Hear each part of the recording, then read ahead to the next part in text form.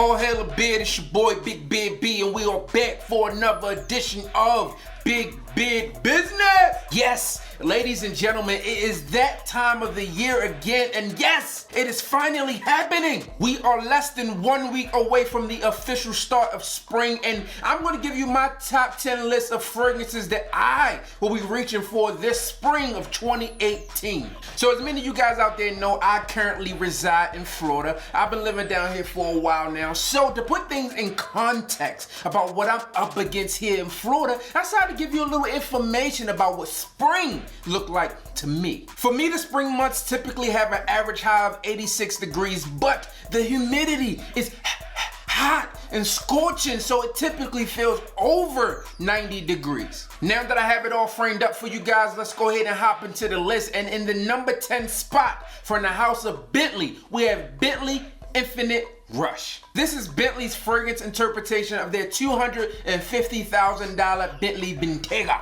This one is a nice fragrance, but I think it lacks in projection. I mean, when I really think about it, I really find it quite odd that a fragrance that was built to embody, the spirit of a luxury performance car actually lacks in performance. Despite that fact, what it lacks in performance, it definitely makes up for it with the scent. It's crisp, clean, and fresh. With notes of mandarin orange, musk, and pink pepper, this one is definitely going to get some play this spring. Now, the number 9 spot is one of those rare cases where I place a fragrance on the list without conducting a full review. I've mentioned this fragrance in the past in a weekly rotation video, but I've never taken the time to dive in and give you guys a full review, which I need to do. The number 9 fragrance comes from the house of Bond, and it is Bond number 9's Shelter Island. From my understanding, Bond number 9 released Shelter Island to be a summer scent.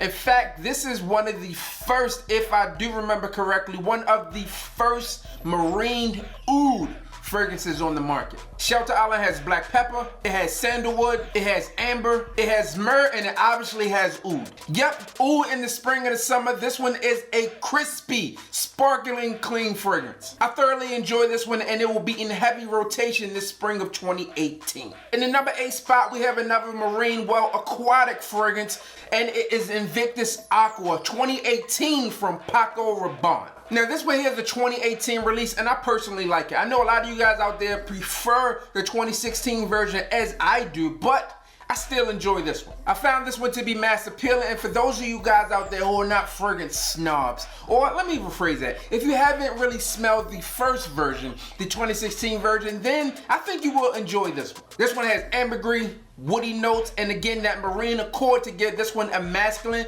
but fresh vibe. Now, this next fragrance is not only a newcomer to my list, it's also a new release, and I think it might be a tad bit unconventional, but I believe it's better than the alternatives out there today. I think this fragrance will be nice for nighttime wear this spring. This fragrance comes from the house of Commodity, and it's Commodity's Velvet. To me, this one is a sensual blend of almond, rose, and amber. When I think of this fragrance, I think of a slightly lighter version of Replicas by the Fireplace with the added note of rose. Get your nose on it, let me know your thoughts. This one is a nice one. It's going down. Damn. I mean, the number 6 fragrance is a newcomer to my list as well, but you frag heads out there are very familiar with this one. This is another oud in the spring. I know you guys out there think I'm crazy, but this one comes from the house of Jo Malone, and it's oud and bergamot.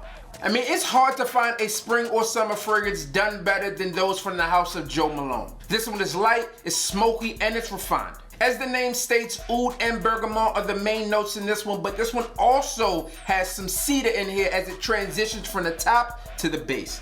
Get your nose on it and let me know your thoughts. There's not much that needs to be said about the number 5 fragrance. In all actuality, this one could easily make someone's number 1 list on any given day. The number 5 fragrance comes from the house Armani, and it's Armani's Acqua di Gio Profumo. I'm not sure I need to say much about this fragrance as it's made a few of my list. I mean, it's an aquatic take on a woody aromatic fragrance with a hint of citrus in the top. I mean, perfection. The next fragrance was a gift. It was extremely difficult for me to find in store. In fact, to date, I have yet to see this fragrance in store. This fragrance was ordered directly from Chanel, and it comes from, obviously, Chanel. And it's Chanel Allure Homme Edition Blanc. Now, I've heard in the fragrance community that this one smells like a lemon meringue pie. I've never personally had a lemon meringue pie, so I can neither confirm nor deny that statement, as I'm not a pie guy. I mean, I do like pecan pie, but I mean, lemon meringue pie, pecan pie, you really can't compare them. This one has lemon, bergamot, and sandalwood. It's a sensual citrus fragrance that has that vanilla in it as well. I mean, I typically enjoy this fragrance, and I often get compliments when I wear this one. So again, in the number 4 spot, we have Chanel L'Homme Edition Blanc. The number 3 fragrance topped my spring list last year. I mean, I was new to it, so many of you guys didn't watch it any damn way, but it topped my list, and it comes from the house of Creed, and it's Creed's Virgin Island Water.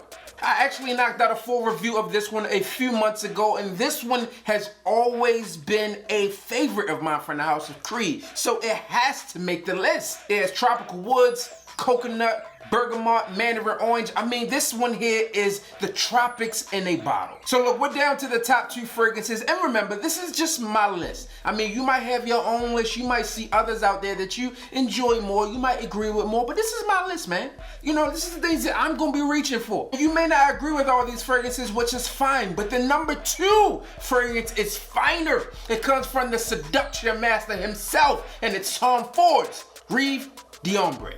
Or d'ombre, or however you prefer to say it. I mean, that loosely translates to dopeness. I believe that this one was one of the first fragrances that I reviewed when I was testing the water with fragrance reviews, man. When I was like, should I do this the whole time? And I think I did a whole week, I know I did a whole week of fragrance reviews called Cologne Week, and I believe that this was one of the beginning fragrances that I reviewed, Tom Ford's Rive d'Ombre. It was worthy of, you know, kicking in the door of the fragrance game with this one because it's so dope, man. The name itself just says dopeness. I mean, no, it really doesn't.